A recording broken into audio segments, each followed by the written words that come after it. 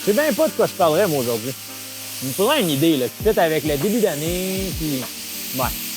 Vous le savez, en début d'année, ben, ça veut dire canon à neige dans les stations de ski au Québec. Aujourd'hui, on va vous expliquer comment passer quand même une belle journée sécuritaire avec eux qui roulent en arrière de nous. Le premier truc qu'il faut savoir sur les canons à neige, c'est que ce sont nos amis. Grâce à eux, ben, on peut skier plus tôt dans la saison, puis on n'a pas besoin d'attendre que de la neige naturelle. Moi, je vous dirais même, dites-leur merci aux canons à neige.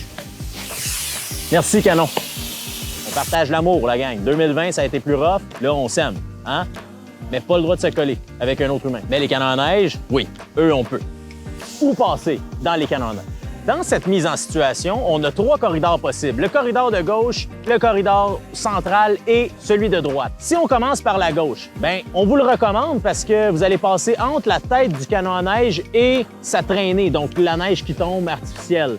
Donc là, vous allez avoir moins de chances d'avoir des résidus dans vos lunettes, etc., etc. Le couloir du centre, lui, ça, c'est pour ceux qui aiment les émotions fortes, n'ont pas froid aux yeux et veulent s'en mettre plein la vue. Hein? On s'en va là. C'est dans le visage, c'est carré, ça c'est à vos risques et périls. Le corridor de droit, lui, peut être aussi très recommandé parce que là, bien, la traînée, c'est moins là que la majorité va tomber, donc on va pouvoir avoir de l'espace pour y aller, éviter, oups, on passe, on évite les petits flocons et l'affaire est ketchup. En ce moment, le vent pousse la neige vers nous, donc situation plus difficile parce que c'est quasi sûr qu'on va en avoir dans le visage. Mais si, exemple, il poussait soit à gauche ou à droite, ben là, on pourrait négocier nos courbes et décider de quel bord on va pour éviter justement ce fameux flocon qu'on ne veut pas dans le visage. Et c'est un autre facteur qu'il faut penser. Moi, en ce moment, si j'étais moi, je passerais à droite. Ouais, là, à droite. Ça. Ce bord-là. Tu sais, quand on se ramasse avec plein de neige dans nos lunettes, là, essayez d'y aller avec notre bâton ou quelque chose de dur en plastique. C'est pas recommandé, vous allez graffiner vos lunettes. Moi, le truc que je vous donne, c'est sûr que là, ça donne froid aux mains, mais c'est d'enlever son gant ou sa mitaine et de passer doucement et d'enlever l'excédent de neige ou de glace.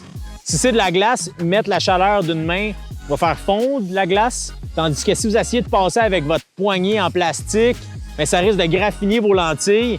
Puis après ça, ben là, vous n'allez plus rien voir, puis ben c'est pas le but, hein? Voilà, tout ce que je peux faire pour vous, la gang du ski show, allez me mettre la face dans un canon à neige pour pas que vous alliez à le faire. Bienvenue, la gang.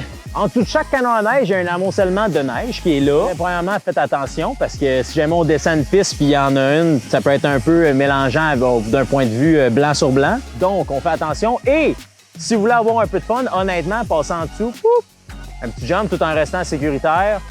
Je vais aller l'essayer. Là, c'est sûr, j'ai pas de vitesse, donc... Hey, hop, cascade! Wouh! Wouh! Oh, les émotions fortes! Voyez-vous, ici, c'est un bel exemple. Les montagnes, aujourd'hui, font attention à nous, les clients. Alors, habituellement, ce qu'ils vont faire, c'est fermer une piste, l'enneiger, après ça, la réouvrir. C'est rare qu'on va avoir une piste ouverte avec des canons à neige dedans qui roulent. Tu sais, ils font attention à nous, ils sont quand même fins, là, faut leur dire. Ça arrive dans certains cas où une montagne n'aura pas le choix d'enneiger une piste qui est déjà ouverte. Bon, bien, dans ce cas-là, si jamais vous avez le choix entre une piste enneigée ou une piste où il n'y a pas de neige artificielle qui se fait dedans, bien, nous, notre truc chez le ski show, c'est vas-y dans celle qui n'a pas de canon à neige et bien, ça va aider votre expérience d'un point de vue visuel. Ça serait aussi simple que ça, dans le fond. Pas tous nos trucs sont obligés d'être très longs, là. Il y en a qui sont courts et qui sont autant pratiques. Écoutez, les canons à neige font beaucoup de bruit. Donc, si jamais vous êtes dans une piste où il y a beaucoup de canons à neige qui roulent, bien, on entend moins ce qui se passe autour de nous. Hein? Donc, 2 fois plus important de nos angles morts. On regarde qu'est-ce qu'il y a autour de nous parce qu'on n'a pas nos oreilles qui peuvent nous aider à faire « il y a quelqu'un qui dérape en arrière de moi, je vais faire attention » ou « hop, il y a ci, il y a ça ». Là, on le sait pas. Donc, on ouvre les yeux, on regarde. Le deuxième sens que les canons à neige peuvent diminuer sont la vue. On le sait, on voit moins.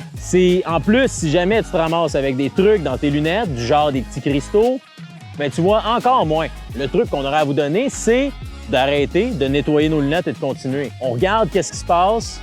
Quand on voit plus rien, on arrête, on nettoie nos lunettes et on continue. Et voilà, les canons à neige, c'est un incontournable au Québec, mais c'est vraiment utile. Là, ben, d'ici là, on s'en rappelle, hein, nos canons à neige, c'est nos amis. Merci, Canon. Et puis, ben sinon, ça ressemble à ça. Coudon, on aime, on partage, subscribe, like, YouTube, Facebook. Écrivez-moi des courriels, Instagram, un DM, allô, j'habite en Europe, le ski est fermé, on est désolé, etc. Bon virage!